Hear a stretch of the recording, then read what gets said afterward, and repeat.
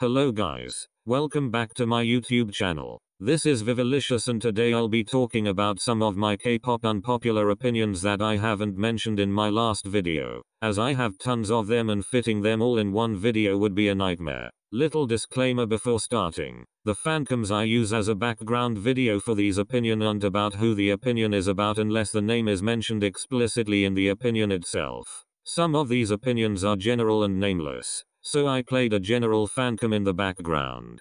Please don't associate those segments with me being shady or petty, as that is not the case. With that said, I hope you guys enjoy the video. Let's get started.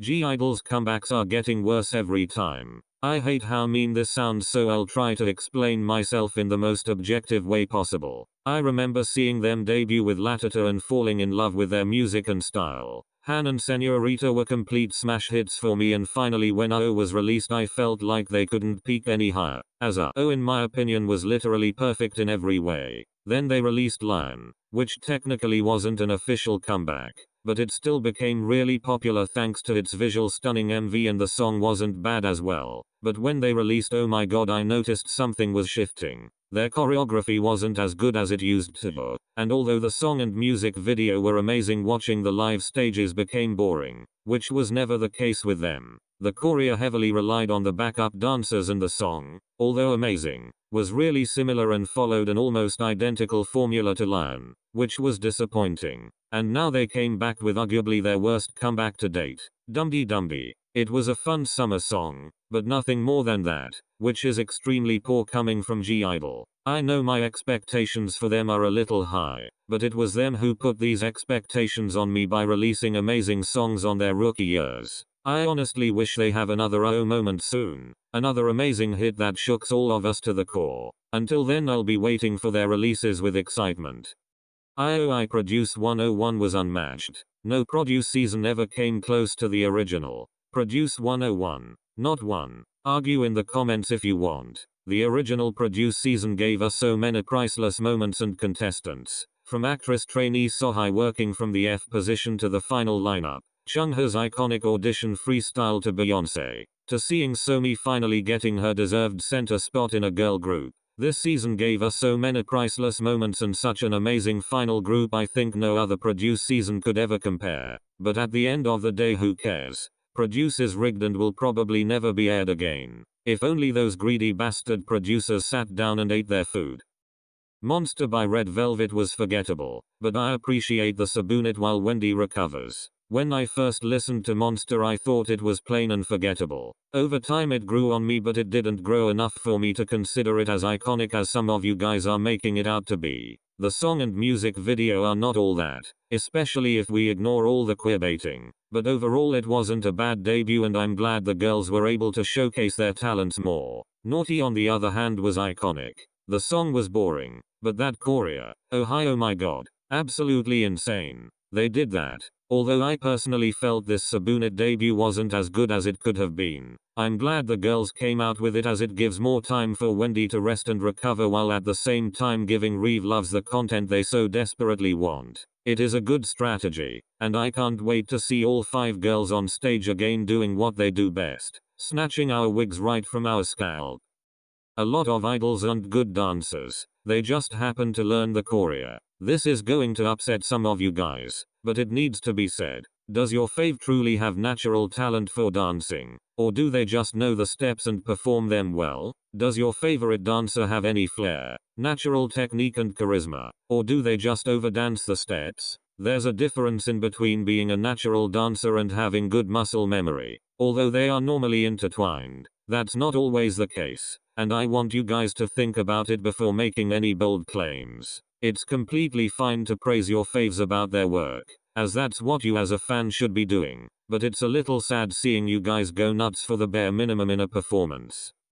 Blackpink's music doesn't age along with their fans, and it's both a good and a bad thing. Listen to me. Blackpink's music formula has been up for debate a lot these days. As with every comeback they have, the formula becomes more apparent. But that's not our topic of discussion today. Blackpink's catering audience is young teenage girls. They do so by presenting strong girl crush concepts with catchy songs that make them feel like badasses when they walk the school halls. That is great and all, However, they kept this same energy ever since their debut in 2016, and their original fans are growing up.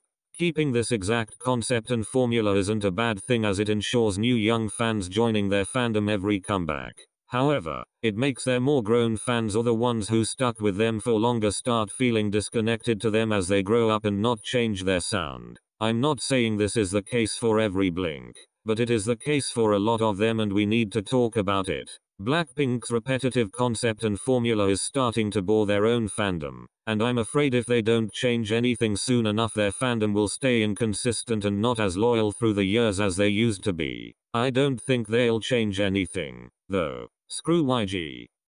BTS's vocal line is one of the most interesting ones in K-pop. I'm tired of seeing viral tweets every week about how ex-member of BTS can't sing, or calling their vocal line weak when their vocal line is so diverse and incredible. I'll do a quick rundown and analysis for each member's vocal ability so you all can shut up for once. Let's begin with the most hated member, for some reason I to this day don't understand, which is Jimin. Jimin's vocal range is a contratenor or a mezzo-soprano, which means he has a generally higher voice and range than most men do. He has a really smooth transition between his high notes and low notes. His voice is sharp but at the same time can be very smooth, which makes his voice very unique and pleasing to the ears. Sometimes when singing really high notes he goes all out, which makes his voice sound a bit squeaky. Not a bad thing per se, but I understand why some people wouldn't like that sound. However, when he doesn't, his voice is very smooth and very nice to listen to. Jimin is in charge of most BTS's high notes along with Jungkook.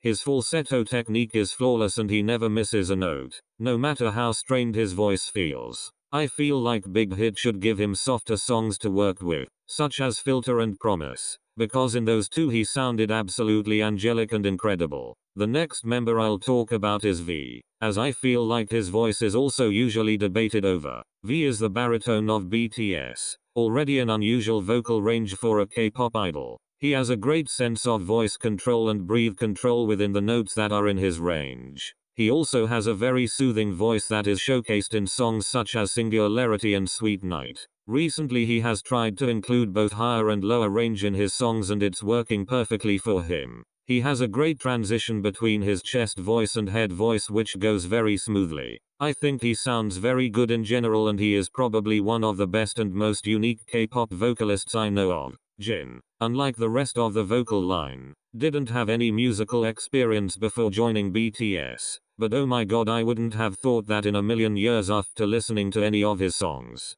Jin's vocal game is strong, like really strong. His voice isn't as distinct as some of the other vocalists in the group, although this is debatable, but he is able to manipulate his vocal textures for the song given very smoothly. His natural voice is very pure, silky, and smooth. As he goes higher in range it becomes slightly nasally and piercing, but not to the point of distracting the listener. He can give grungy or raspy vocal textures rivaling V, and is able to sing exceptionally low while maintaining that tonality. For someone with zero music experience prior to joining the group, he's easily one of the best vocalists in the group. And finally, the main vocalist, Jungkook.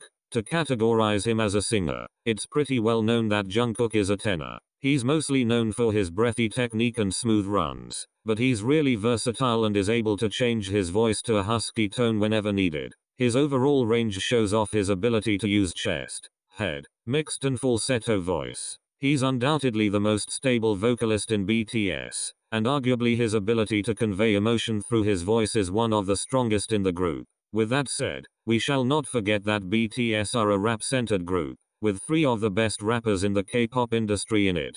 BTS's vocals aren't the main attraction to the group, which doesn't require them having out-of-the-world ranges and techniques. However, that doesn't make them bad vocalists at all. In my opinion, they are one of the most diverse and unique vocal lines in K-pop, and you won't change my mind about that.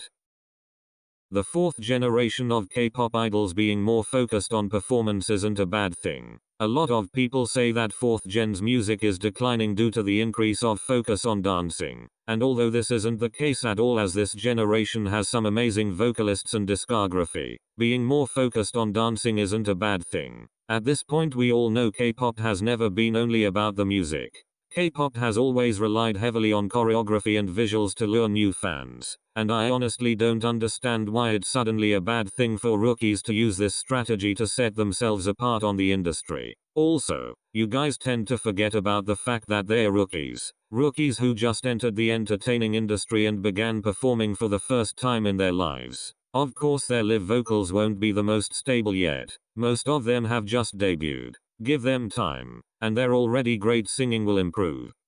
Psy made it more difficult, not easier, for K-pop to be taken seriously. A lot of K-pop stans who try to discredit BTS's Western impact try to justify their words by saying Psy did all the hard work for K-pop to be recognized in the West and BTS are only profiting of his hard work. I honestly don't know in what world those stans live in, because when Gangnam Style went viral back in 2012 absolutely no one took it seriously. For most people in the West, Gangnam Style was a silly Asian song that went viral for having a weird music video and a catchy dance. Nothing more. People in the West didn't respect Psy. People made fun of him. Psy didn't help K-pop become more respected. In fact, he accidentally made it worse by making everyone believe K-pop was made of weird music videos and bad catchy songs. To this day a lot of people's first impression of K-pop in the West is Gangnam Style, and most of them think about it as a weird YouTube joke. It wasn't until BTS went viral in the West with DNA and Fake Love that people started respecting and treating K-pop acts as performers instead of circus monkeys. There's still a long road to go, but for the people to claim Psy made it better, you're all acting blind and delusional for no other reason than pettiness. Most Western collabs are cash grabs and it shows. There's not much to say about this one. The Western artists normally don't fit the song they are featured in. Their features usually end up sounding awkward and misplaced, and all for a few more clicks than usual isn't worthy in my opinion. Let's stop Western collabs and let's bring back K-pop collabs. Seeing groups collaborating with each other in other ways than award shows would be absolutely iconic and really fun. These were all my opinions for today. What were your thoughts? Did you agree? Did you disagree? Leave your opinions in the comments, and please do so respectfully. Thank you so much for sticking with me until the end of the video. See you soon.